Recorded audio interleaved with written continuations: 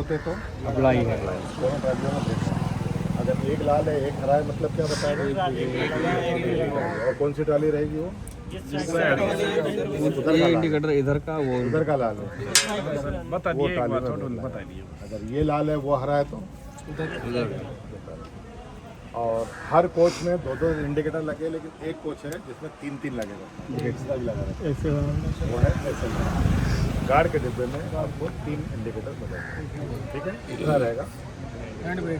अभी नए जो ब्रेक आए हैं उसमें हैंड ब्रेक का इंडिकेटर है, गार्ड के कंपार्टमेंट में भी दिया हुआ है, दो तो दिए ही हैं, तीसरा वहाँ पे दिया है। यहाँ तक समझ में आया?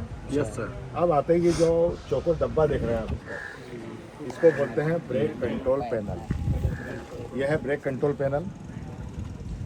ये डिस्क ब्रेक की एक खास बात यह है कि एयर ब्रेक के जितने पुर्जे हैं, CR है, DB है ना, AR है, आइसोलेशन कॉक्स वगैरह हैं, सब आपको ये चौकोर डब्बे में मिलेंगे। फिर एक चीज़ को छोड़ के जो यहाँ नहीं है वो है ब्रेक सिलेंडर।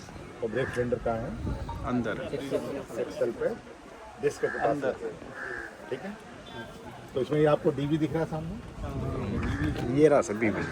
DB के बाजू में CR है, वो खड़ा वाला उधर वाला, ये CR है, खड़ा है ना, CR है। इसके पीछे दो AR दिख रहे हैं आपको, दो AR हैं, एक 125 का, एक 75 का है। 125 वाला कौन सा दिख रहा है? पीछे वाला बड़ा है, पीछे वाला बड़ा है। इसका डाया ज़्यादा है, लंबाई सेम है दोनों की, इसका डाया ज़्यादा है। ये 125 वाला है, ये 75 वाला है। ठीक है, इसके अलावा इसमें जो चार कॉक लाइन से दिख रहे हैं, 1 2 3 4, ये हमारे काम के हैं। इसका सीक्वेंस आपको याद रखना है।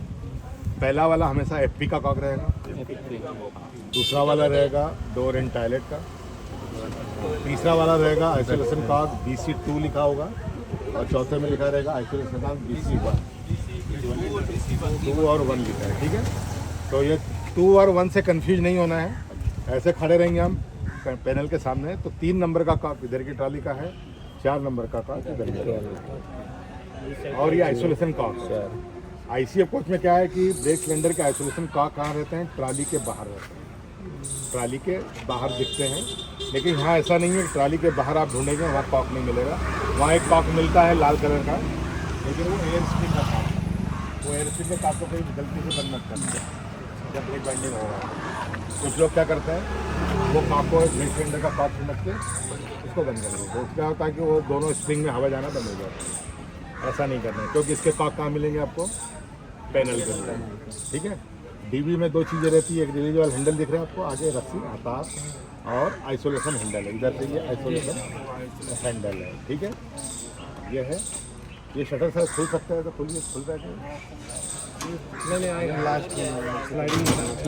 खुल गया सर, खुल गया। अब आइसोलेशन हैंडल दिख रहा है आपको? तो देखिए, हमको इंडिकेटर बताएगा कि एक ट्रॉली जाम है या दोनों जाम है। ठीक है, और जब इस कोच में ब्रेक जाम होगा तो इसके आजू है बाजू वाले जो LHB के कोच होंगे उसके ब्रेक इंडिकेटर कैसे रहेंगे? ग्रीन रहेगा, और जिसमें जाम होगा वही लाल दिखेगा। ठीक है, अब रिलीज करने की जो प्रोसेस है वो बताएंगे। 4 स्टेप बताई गई है हर एक ब्रेक बाइंडिंग के केस में। जो 4 स्टॉक हमारे पास हैं, गुड्स के 2 हैं, कन्वेंशनल है, MDS है, कोचिंग में 2 हैं, एक ICF है और एक LHB है। तो आज अपन ICF और LHB देखने वाले हैं। तो इसके रिलीज और आइसोलेशन के 4 स्टेप्स दी